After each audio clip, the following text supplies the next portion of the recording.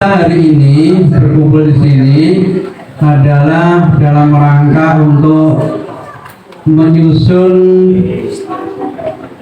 naskah soal untuk kegiatan tengah semester di tahun 2023-2024. Perlu jenengan ketahui bahwa sebenarnya untuk sumatik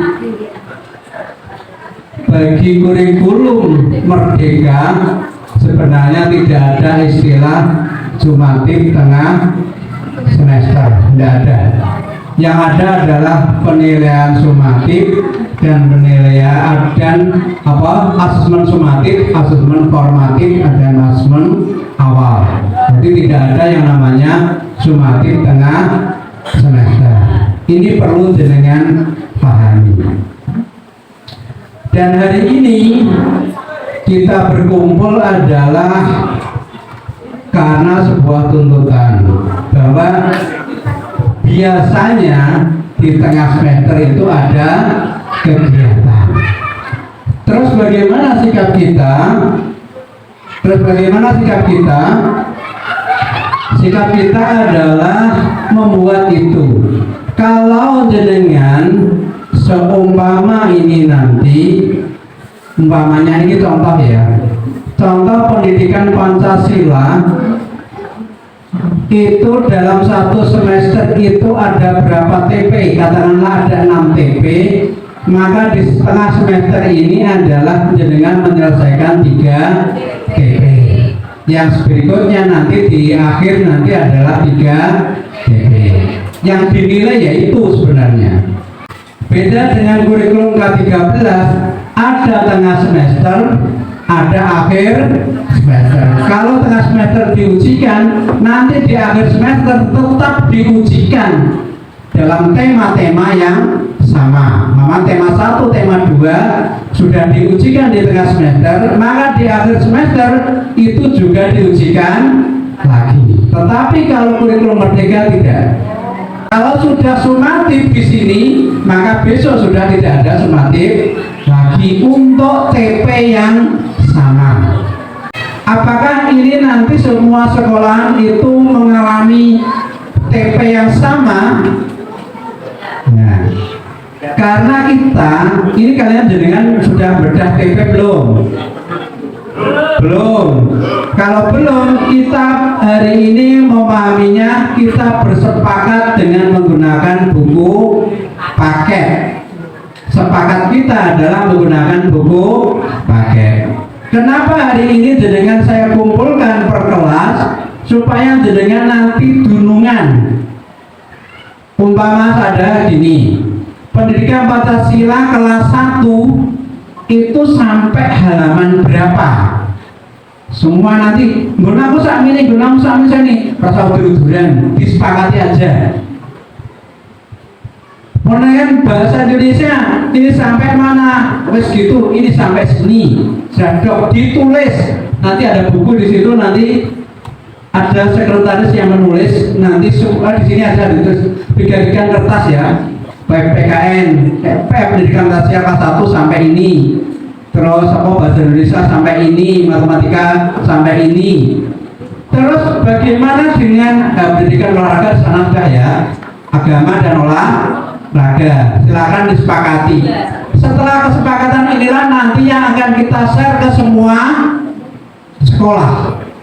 Jadi yang belum sampai situ yuk budako. Gunaku kliwatnya yuk diperdalam. Yang kedua, tugas yang kedua adalah setelah jenengan sudah membuat batasan, maka tugasnya adalah membuat kisi-kisi soal. Membuat apa? Kisi-kisi soal. Setelah membuat kisi-kisi soal, jenengan kemudian yang ketiga adalah menyusun naskah soal. Ini satu orang satu naskah soal. Adakah di kelompok-kelompok ini yang tidak sesuai kelasnya? Tidak ada. Berikutnya adalah soalnya berapa soalnya mau? Ya, ke atas.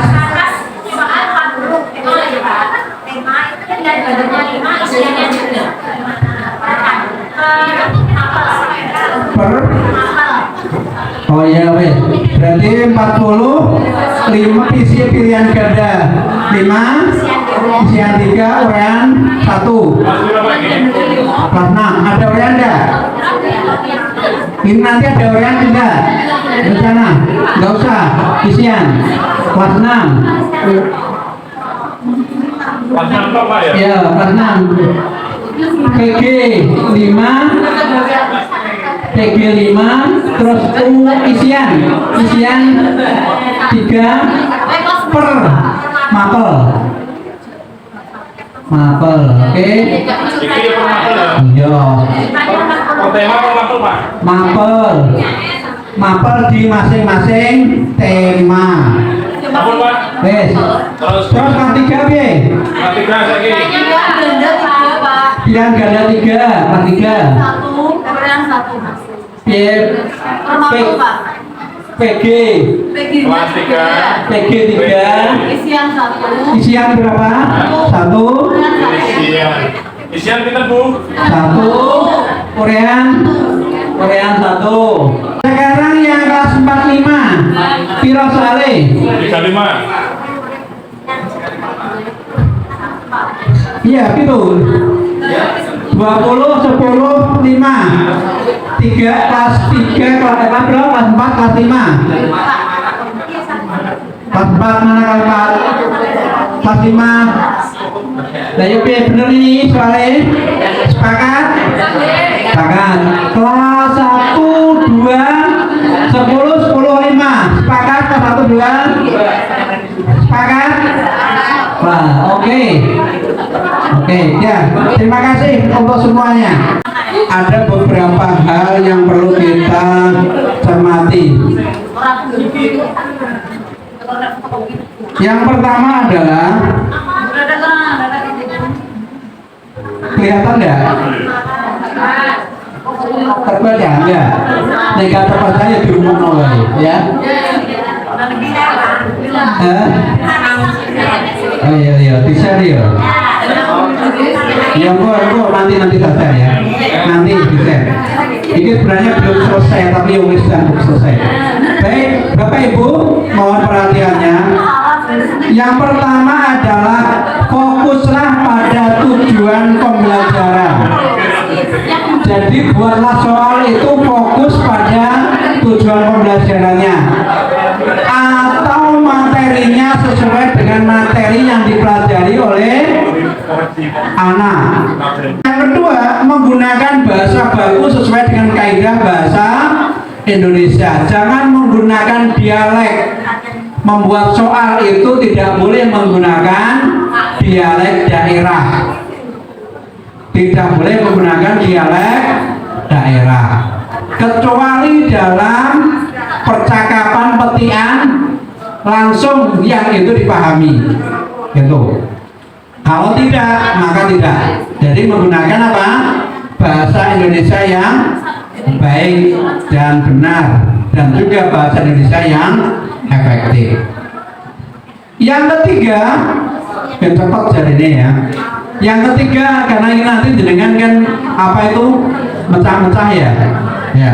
Yang ketiga, perhatikan tanda baca kalimat berita, kalimat tanya, kalimat perintah seru, gunakan tanda baca yang benar. Juga ada kalimat, apalagi ada induk kalimat, ada anak kalimat, dihubungkannya dengan tanda koma namanya. Ada juga untuk apa itu? Merinci, itu juga dengan tanda koma. Namanya adalah membeli jeruk, mangga, ada jenis buah-buahan gitu. Kemudian ada titik 2. Titik 2 itu berarti akan ada penjabaran. Jenis-jenis buah-buahan, titik 2 berarti langsung di situ penjabaran buah-buahan. Seperti itu juga.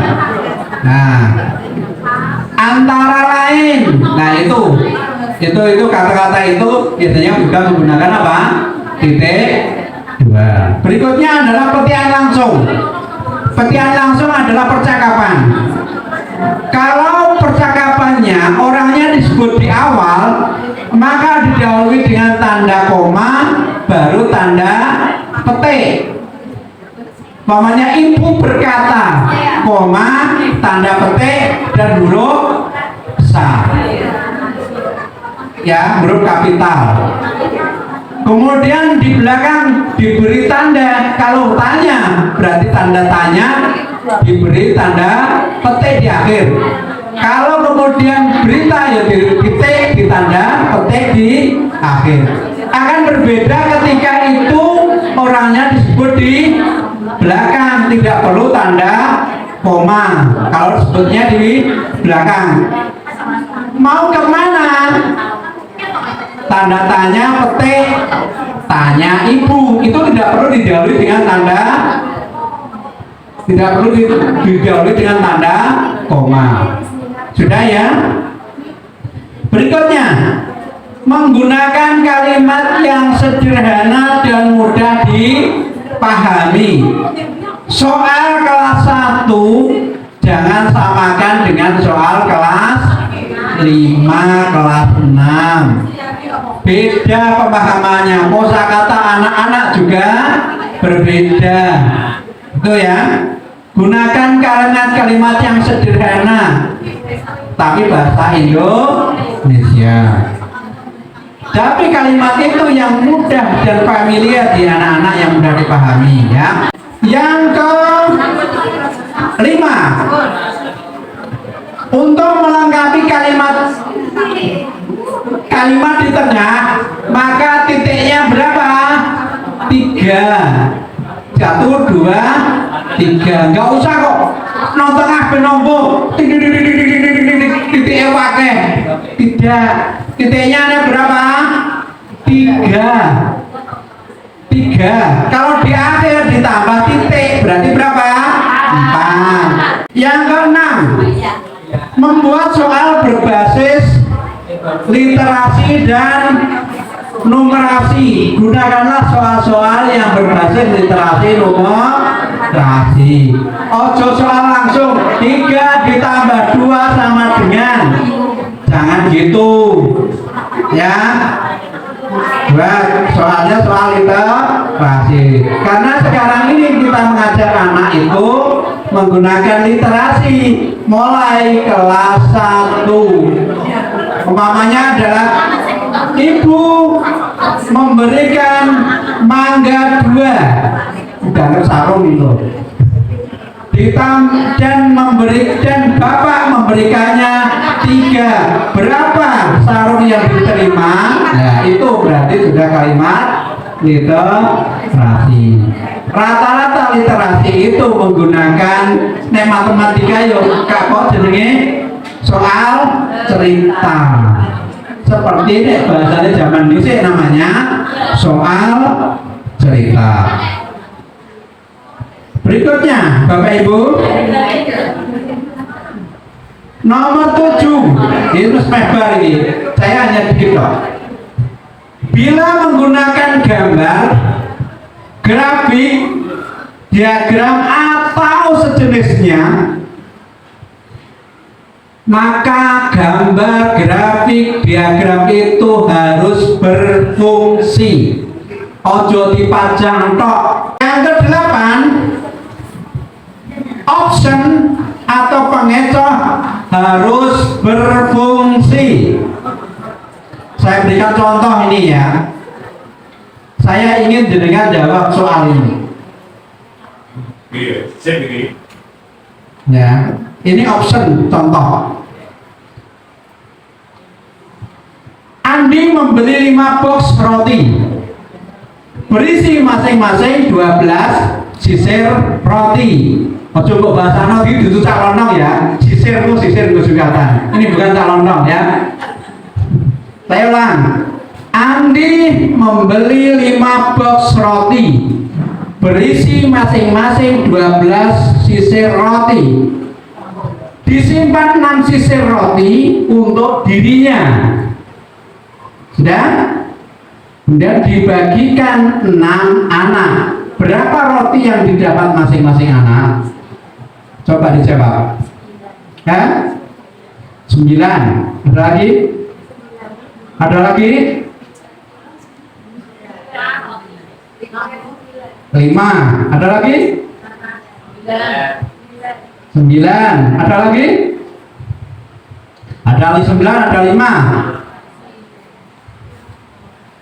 Ayo, bingung rale. Bapak Ibu, kalau jenengan ini nanti coba jenengan gagas gini ya, berpikir pola pikir anak, gaya pikir anak. Ada enggak anak yang berpikir Bapak, yang disimpan itu 6 dibagikan ke 6 anak, dan jawaban satu anak dapat berapa? 1. Ada enggak yang berpikir seperti itu kira-kira? Ada. Yang berpikir 5, ini yang berpikir 5 box, ada 12 roti disimpan 6. Bisa ada enggak yang berpikir 12 sisir roti disimpan 6 sisir roti, 12 dikurangi 6 baru dikalikan 5 dibagi 6, berarti 6 kali 5 berapa? 30 dibagi 6, berapa? Nah, kira-kira ada yang berpikir itu? Ada. Yang ketiga, kita berpikir. Yang berpikir adalah ada 5 kali 12 dalam kurung dikurangi 6, berarti 5 kali 12 dikurangi 6 dapat berapa? 54 dibagi 6 dapat berapa? 9. Ada yang berpikir itu? Ya, dan itu yang benar. Nah, kemudian yang terakhir, ganti ini. Iya, itu berarti jawaban ini adalah option ini adalah berfungsi pengecoh. Pengecohnya berfungsi. Tak jawab ini kok yo enek, tak jawab ini kok yo enek, tak jawab ini yo enek. Ndi?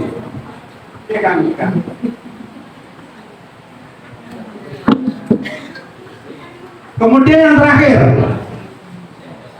bisa enggak makanya 5 kali 12, kemudian berpikir 6 dibagi 6 dapat 1. 5 kali 12 berapa? 60 dikurangi 6 dibagi 6 berapa? 1. 60 dikurangi 1, 59. Kalau tidak ada kurung maka inilah yang paling benar. Oh, tidak. Berarti dengan membuat solar itu pengecohnya berfungsi. Sama halnya dengan ikut tes, yang ikut apa yang kemarin Mbak? P3K, yang mau daftar P3K atau PPG atau sejenisnya. Pak, kalau ABC kok bener kabeh, itu berarti pengecohnya berfungsi. Nah, sampai sulit, berarti itulah yang dimaksud dengan soal tipe C. Semua jawaban itu benar, tidak ada yang salah, tapi ada satu yang paling benar. Jadi semua jawaban benar dan satu yang paling benar. Jelas ya?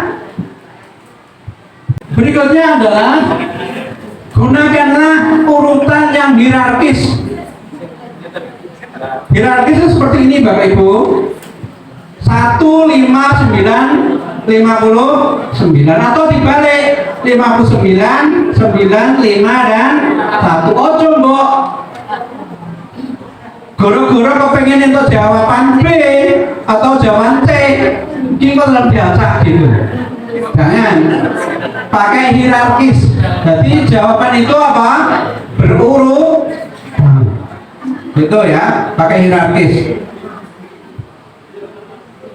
Sudah? Sudah. Berikutnya yaitu Bapak Ibu, hindari mempersyaratkan jawaban soal sebelumnya. Jangan hindari kode karo jangan. Tidak boleh menggunakan atau mempersyaratkan jawaban sebelumnya. Makanya jawaban nomor 1, nek jawabannya itu A, itu pertanyaan B.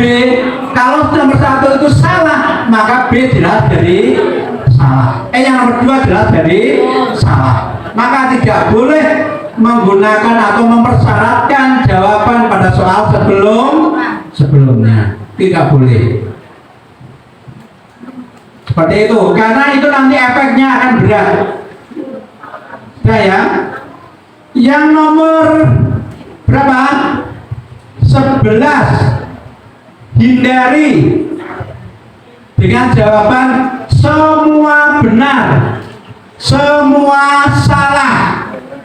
Kalau jenengan ingin mempersyaratkan, maka di situ ditulis 1, 2, 3, 1 2 3 4 maka A jawabannya adalah 1, makanya 1, 2, B makanya 2, 3, C soalnya 3, 4, D 1, 2, 3, 4 itu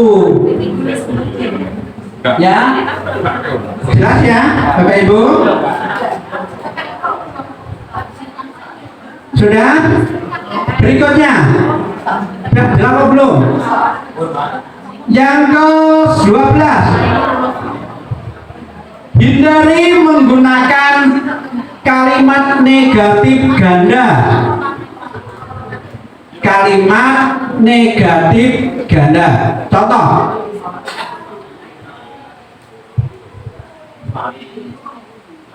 Ya. Ini apa itu? Ini tidak termasuk jenis buah-buahan namanya. Tidak termasuk jenis buah-buahan di kotil kecuali depan sudah tidak, belakang sudah ada kecuali. Maka dua kalimat negatif ganda.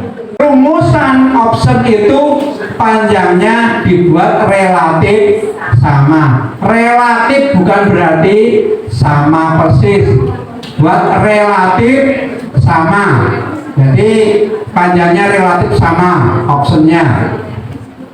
Biar nanti tidak, oh ini si paling jauh, iki sini, iki dua kalimat. Nah, kita bener ini. Soal tulisan menggunakan Time New Roman 12. Time New Roman 12. Karena kita untuk sendiri buat aja spasi 1. Buat spasi 1 dengan menghilangkan apa itu jenenge apa jenenge sing bawah itu apa? After dan after sebelumnya before dan afternya 0. Before afternya 0 dengan spasi 1. New Time Roman 12 dengan kertas F4. Spasi berapa?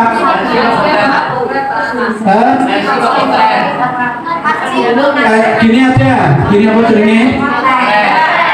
Ke bawah aja. Terus karena kita sendiri, kita buat sendiri ben ora kakek, pakai apa sini tab. Momennya kok optionnya itu enggak banyak, menggunakan apa? Tab. Atas bawah kanan kiri berapa? 1. Oke, 1. Atas kanan kiri bawah 1. Kalau gambar